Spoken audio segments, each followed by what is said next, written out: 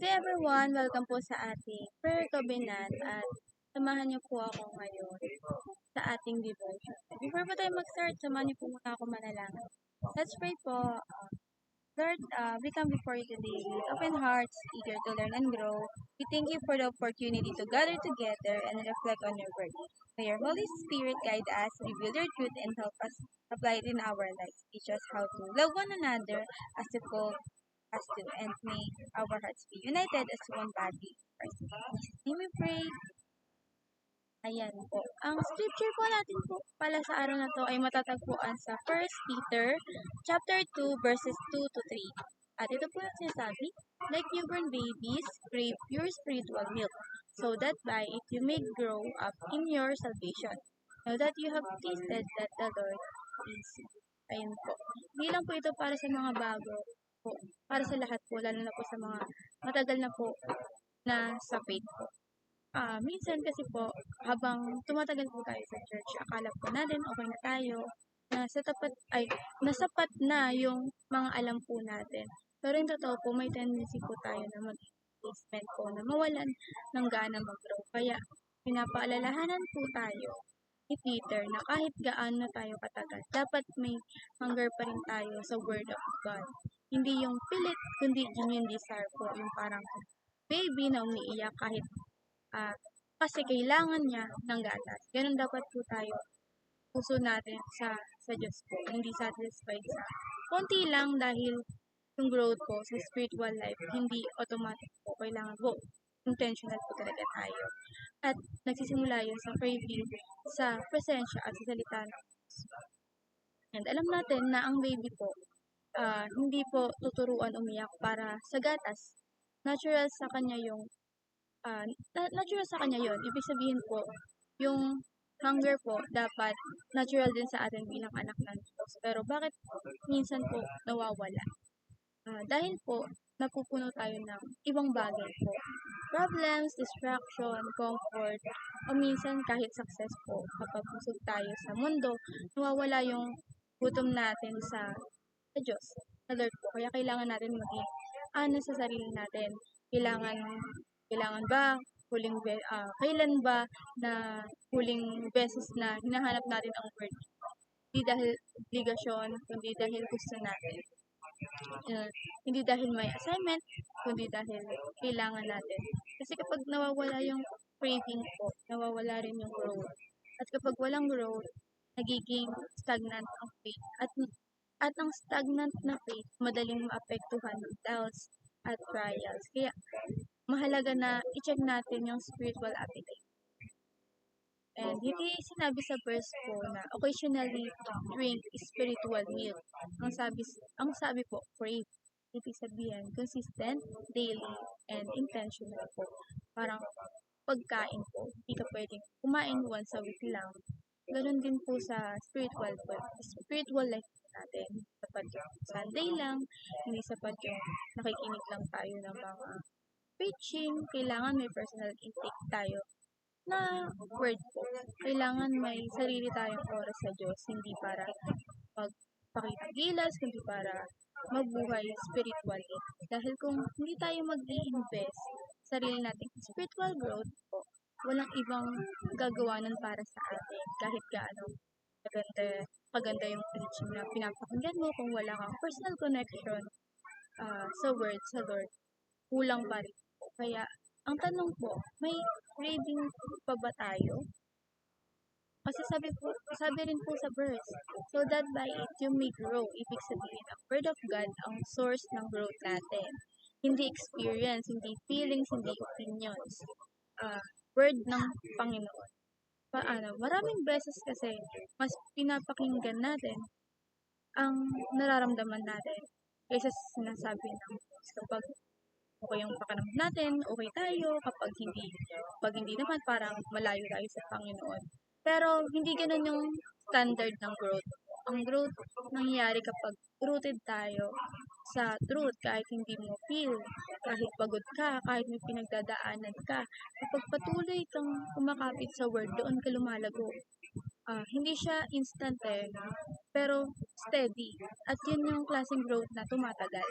Ngayon, yung next part ng verse ko, now that you have tasted that the Lord is ibig sabihin, naka-experience ka na ng kabutihan ng Diyos, hindi ka na stranger sa Kanya, alam mo na kung gaano siya kabuti, nakita mo na kung paano siya kumilos sa buhay. So, bakit kailangan mo pang i-remind? Dahil minsan po, nakakalimot tayo. Hindi po natin pinapakinggan yun. Kapag may problema, parang biglang nawawala yung memory natin sa kabutihan na nagawa ng Panginoon sa buhay natin. Pero, ang totoo po, hindi nagbabago ang Diyos.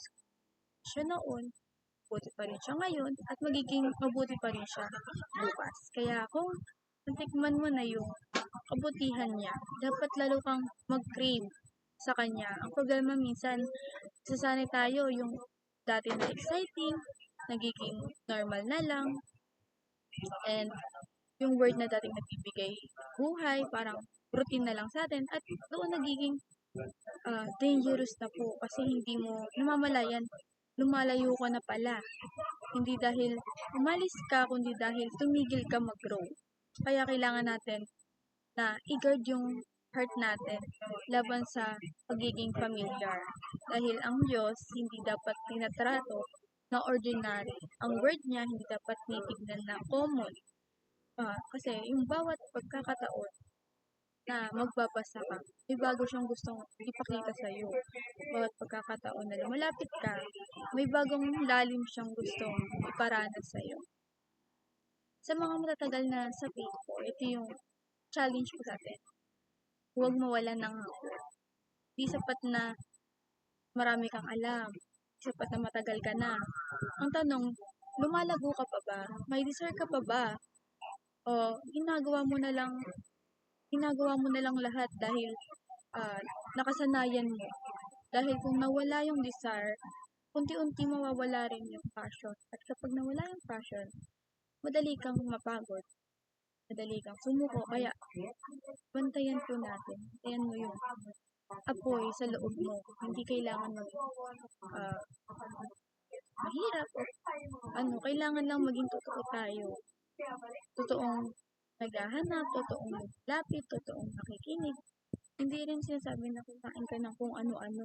Ang sabi, your spiritual milk. Ibig sabihin, hindi diluted, hindi mixed with lies. Kaya kailangan maging careful tayo sa pinapakain natin sa sarili natin. Hindi lang physically, kundi spiritually po. Lahat na naririnig natin online, tama. Hindi lahat na trending, totoo. Kaya bakit tayo? Kaya mas okay na bumalik tayo sa word, yung standard. Yun yung foundation natin. Yun yung nagbibigay ng direction sa natin. Word of God. Natin lumago ang tama. Kailangan tama yung source natin. Hindi yung kung ano-ano yung nakikita natin sa social media. Sa totoo lang po, ang growth hindi laging visible agad. Minsan parang walang nangyayari. Lagi ko itong ginagawa pero parang wala naman nangyayari sa buhay ko. Pero habang patuloy kang nagbabasa, nagpupray, lumalapit sa Diyos, may ginagawa siya sa loob. Hindi mo napapansin pero unti-unti ka nagiging mas matatag, mas nagiging patience, mas nagiging grounded. Hindi mo napapansin araw-araw pero makikita mo na lang talaga na iba ka na. At yun yung epekto ng consistent na pagkuha ng spiritual na sinasabi ng scripture. Hindi siya pero napaka-solid. 2 verses. Hindi siya mabilis pero hindi siya mabilis. Totoo siya. Kaya yung encouragement ko po sa inyo today. Bumalik tayo. Hindi kailangan complicated. Hindi kailangan pilit talaga. Hanapin po natin ulit ang gutom sa Panginoon. Kung nawala ito, hingin mo ulit. Kung mahina, palakasin mo ulit. Hindi ka hahanapin ng Diyos para husgahan ka, kundi para palakasin ka. Dahil gusto niya na lumago ka, hindi lang sa knowledge, sa relasyon mo sa Kanya. At habang patuloy mong matitikman ang kabutihan niya, mas lalo kang lalapit lalo kang maghahanap at mas lalo kang lalago. Ayun lang po. Maraming salamat po sa pakikinig sa ating prayer ko minsan sa araw na. At before po tayo matapos, let's pray. Samahan niyo po ako ulit. Lord God, maraming salamat po sa araw na pinagsama-sama niyo. Turuan mo kami na mag-crave sa iyong salita dahil kailangan lang, hindi dahil kailangan lang namin, dahil gusto namin din. Yan mo kami ng discipline na magdaan ng oras para sa iyo.